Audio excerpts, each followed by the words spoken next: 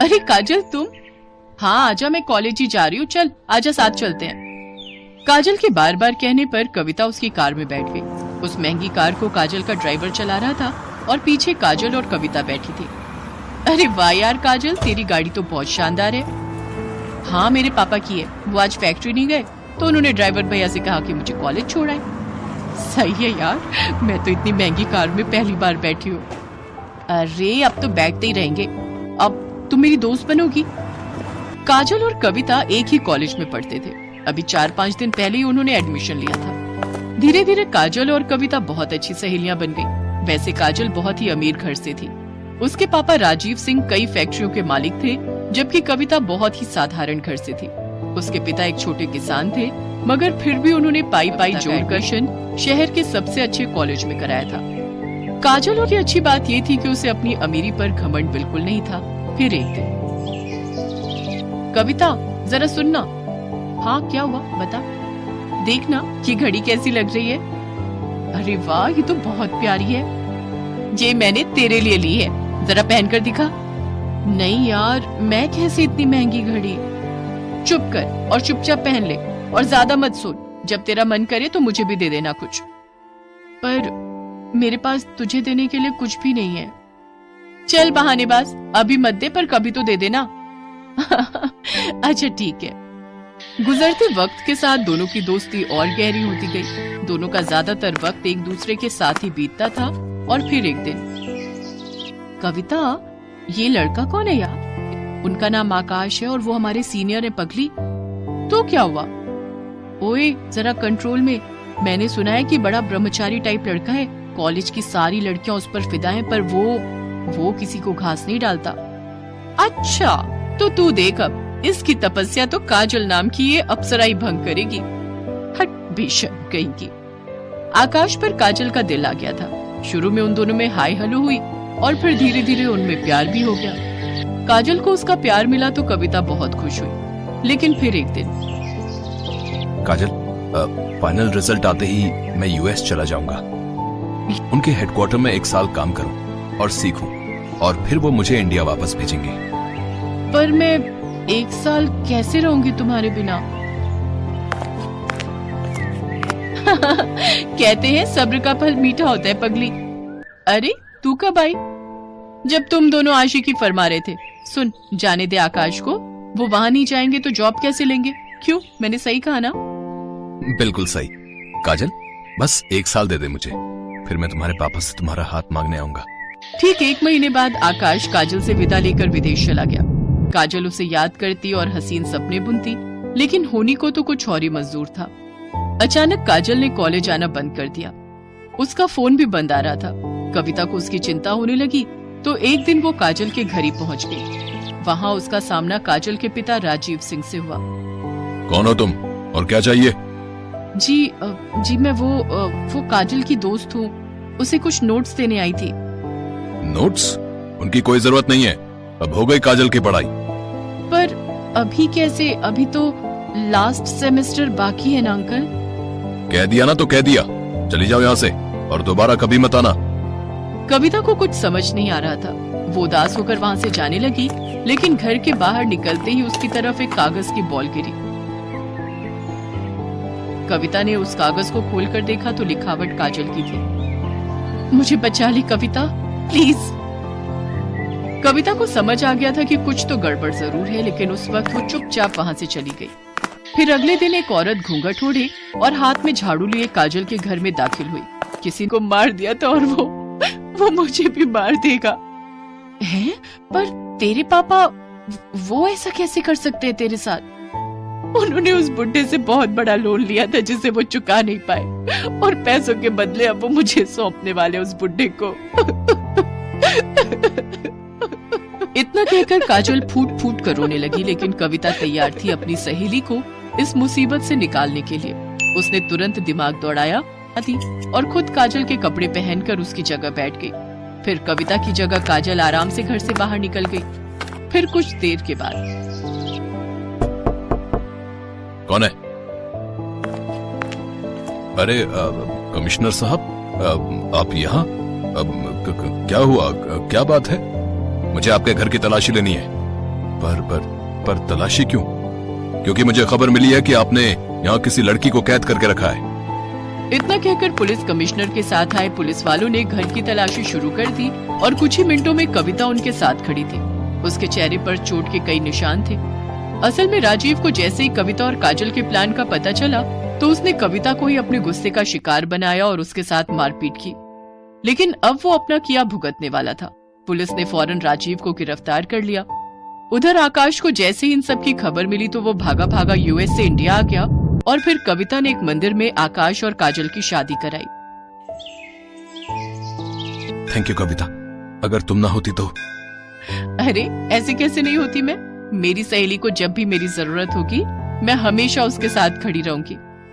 इतना कहकर कविता ने काजल को गले से लगा लिया और काजल बस यही सोच रही थी कि जो तोहफा कविता ने उसे दिया है क्या वो कभी उसकी बराबरी कर पाएगी। रुक जा प्रेरणा, रुक जा, बोल रही हूँ रुक जा वरना बहुत पीटेगी। क्यों मैडम, क्या हुआ? अगर हिम्मत है तो मुझे पकड़ कर दिखा। कुछ ही देर बाद रसिका ने प्रेरणा को पकड़ लिया और फिर दोनों सहेलियां खिलखिलाकर हंसने लगी। ये दोनों बड़ी पक्की सहेलियां थीं और दोनों का कॉलेज और कोर्स भी सेम ही था। इसके अलावा स्वभाव से भी दोनों एक जैसी ही थी। हालांकि इन सब चीजों के बावजूद दोनों में एक बहुत बड़ा अंतर था। रसिका बहुत पैसे वाले घर से थी। उसके पिता की शहर में कई फैक्ट्रियां थी, जबकि प्रेरणा के पिता एक मामूली किसान थे। पर पढ़ाई में बहुत अच्छी होने की वजह से प्रेरणा को स्कॉलरशिप मिल गई थी, जिसकी मदद से वो भी रसिका के साथ इतने बढ़िया कॉलेज में पढ़ रही थी। फिर एक दिन कॉलेज में, क्या हुआ मैडम, किस सोच में डूबी हैं? अरे तू आ गई पर इतनी लेट, कहाँ बिजी थी? अरे वो मैं बाबा के साथ खेत में काम करवा रही थी तो बस उसी में थोड़ा लेट हो गया। अच्छा चल फिर कोई बात नहीं, कुछ जरूरी बताना है तुझे। हाँ तो बता ना। यार वो लोग कल घर आए थे। कौन? अरे वही लड़के वाले जिनके बारे में मैंने तुझे पिछले हफ्ते कही थी। रो मत प्रेरणा, मैं हूँ न तेरे साथ। खुद को कभी अकेला मत समझना, समझी ना? सब खत्म हो गया बहन, कुछ नहीं बचा मेरे पास। ऐसा मत बोल, जो मेरा है वो तेरा भी है। तू मेरी सहेली से बढ़कर बहन है। चल अब से तू मेरे साथ मेरे घर पर रहेगी। नहीं बहन, मैं तेरे परिवार पर बोझ नहीं बन सकती। तू मेरी चिंता मत कर, मैं कैसे भी रह लूंगी। बस जब भी मुमकिन हो मुझसे मिलती रहना बहन। रसिका जानती थी कि स्वभाव से खुददार प्रेरणा कभी उसके घर आकर नहीं रहेगी और न ही उससे कोई मदद लेगी, लेकिन उसे भी हर हाल में प्रेरणा की मदद करनी ही थी। तो जब उसे कुछ नहीं सूझा तो उसने इस बारे में अपने होने वाले पति आकाश से बात की। वैसे तुम्हारी इस प्रॉब्लम का एक सोल्यूशन है मेरे पास। हाँ तो जल्दी बताओ ना। तुमने बताया कि तुम्हारी सहेली बहुत खुददार है, मतलब किसी का एहसान नहीं लेगी। पर नौकरी तो कर सकती है ना? क्या मतलब? तुम्हारे पापा की इतनी सारी फैक्ट्रीज हैं, तो उन्हें मैनेज करने के लिए मैनेजर्स तो चाहिए होते होंगे ना? रसिका को आकाश ने बहुत अच्छा आइडिया दे दिया था। अगले ही दिन रसिका ने प्रेरणा से इस बारे में बात की। पहले तो प्रेरणा ने इनकार किया, लेकिन रसिका के बार बार कहने पर वो मान गई। रसिका ने अपने पापा से इस बारे में बात की तो उन्हें भी प्रेरणा को अपनी एक फैक्ट्री का मैनेजर बनाने में कोई परेशानी नहीं थी, क्योंकि वो भी प्रेरणा को काफी पहले से जानते थे और असल में वो भी प्रेरणा को अपनी बेटी जैसा ही समझते थे। तो इस तरह प्रेरणा अब रसिका के पापा की फैक्ट्री में मैनेजर बन गई। कुछ ही दिनों बाद कॉलेज का रिजल्ट भी आ गया और प्रेरणा ने पूरे कॉलेज में टॉप किया। इसके साथ ही प्रेरणा अपनी नौकरी भी पूरी ईमानदारी और मेहनत से कर रही थी। कुछ ही समय में वो फैक्ट्री का सारा काम बहुत अच्छे से संभालने लगी। अपनी शादी की तैयारियों का हवाला बचाने हैं अपने पैसे, पर पता नहीं कैसे। जा रहे हैं ना। जब हवाला देकर रसिका ने किसी तरह प्रेरणा को उसके साथ उसी के घर में रहने के लिए भी मना लिया। फिर एक दिन, अरे रसिका। हाँ जी पापा। बेटा ये प्रेरणा तो सच में बहुत होशियार है। पता है, जिस फैक्ट्री में पिछले 1 साल से मुझे कुछ नहीं बच रहा था, प्रेरणा के आते ही न सिर्फ ऑर्डर बढ़े हैं, बल्कि वो फैक्ट्री तो मुनाफे में भी आ गई है। हाँ तो ऐसे थोड़ी ना मैंने आपको उसे जॉब पर रखने को बोला था। वो सच में बहुत अच्छी है। हाँ बेटा, सच में बड़ी प्यारी बच्ची है। जितनी समझदार और मेहनती है, उतनी ही संस्कारी भी है। लेकिन किस्मत ने बड़ा बुरा खेल खेला है बेचारी के साथ। सच में अगर मेरा कोई बेटा होता तो मैं प्रेरणा को अपने घर की बहू बना लेता। अपने पिता की इस बात पर रसिका मुस्कुरा दी, लेकिन कहीं न कहीं उसे ये भी एहसास था कि वाकई उसकी शादी हो जाने के बाद प्रेरणा बहुत अकेली पड़ जाएगी और भविष्य में उसकी शादी भी किससे और कैसे होगी, ये भी एक बड़ा सवाल था। फिर एक दिन, ओए प्रेरणा की बच्ची। हाँ बोलना। तू मैनेजर क्या बन गई? बड़े नखरे हो गए तेरे। मेरे लिए बिल्कुल भी टाइम नहीं है तेरे पास। मेरी शादी आ रही है और तू है कि बस फैक्ट्री से घर और घर से फैक्ट्री में ही उलझी रहती है। मेरा लहंगा, पार्लर और ज्वेलरी कुछ भी फाइनल नहीं हुआ अब तक। अच्छा बाबा, मैं अंकल से बात करके छुट्टी ले लेती हूँ और आज के आज सब फाइनल कर देते हैं। अब तो ठीक है ना? पापा से मैंने बात कर ली है, तेरी छुट्टी अप्रूव्ड है। चल अब जल्दी से मेरे साथ चल। ऐसे ही रसिका की शादी का दिन भी आ गया। गहनों से लदी रसिका दुल्हन के रूप में बहुत ही सुंदर लगती थी। रसिका के पापा ने शादी में अपनी हैसियत के अनुसार काफी खर्च किया था। शादी की तैयारियां पूरी थी। सारे लोग चल चुपचाप से हाथ ऊपर करे, कोई होशियारी नहीं है। ए बगीरा, जाबे दुल्हन के सारे गहने ले आ। जग्गा और उसके आदमी बंदूक लेकर खड़े थे। बंदूक के खौफ से हर कोई सन्न था। जग्गा के साथियों ने रसिका से उसके गहने छीनने की कोशिश की, लेकिन रसिका उन्हें धक्का देकर भागने की कोशिश करने लगी। तभी जग्गा ने बंदूक रसिका की तरफ तानी और गुस्से से बोला, ए लड़की रुक जा, वरना गोली मार दूंगा, समझी? जग्गा ने सिर्फ कोरी धमकी नहीं दी, गहने हाथ से निकलते देख जग्गा ने रसिका को निशाना बनाकर गोली चला भी दी थी। लेकिन तभी ऐन मौके पर प्रेरणा गोली और रसिका के बीच आ गई। गोली लगते ही प्रेरणा जमीन पर गिर पड़ी। लेकिन इसी बीच किसी ने पुलिस को खबर कर दी थी और पुलिस की गाड़ी का सायरन सुनते ही जग्गा डाकू और उसकी गैंग वहाँ से भाग खड़ी हुई। रसिका तो बच गई, लेकिन अब प्रेरणा की हालत नाजुक थी। उसे फौरन अस्पताल ले जाया गया और काफी देर बाद जाकर उसे होश आया। ये तूने क्या किया पगली? तू ठीक है न रसिका? मैं तो ठीक हूँ, पर तू बीच में क्यों आई? तू मेरी बहन है रसिका, मैं तुझे कुछ कैसे हूँ? उसके बाद रसिका का पति आकाश वहाँ आया।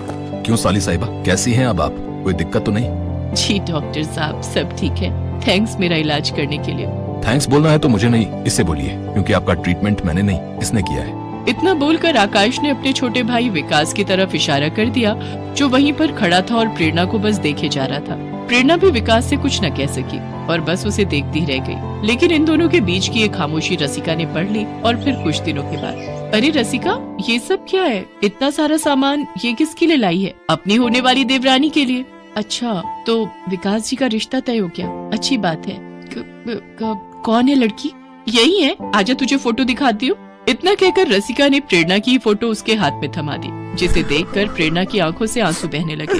नहीं रसिका, ये सही नहीं है। न तो मैं विकास जी के लायक हूँ और न ही मेरी हैसियत। ऐसा तुझे लगता है, विकास भैया और हमारे परिवार को नहीं। सच मान प्रेरणा, ये शादी तुझ पर कोई एहसान नहीं है, बल्कि ये तेरा हक है जो तुझे मिलना ही चाहिए।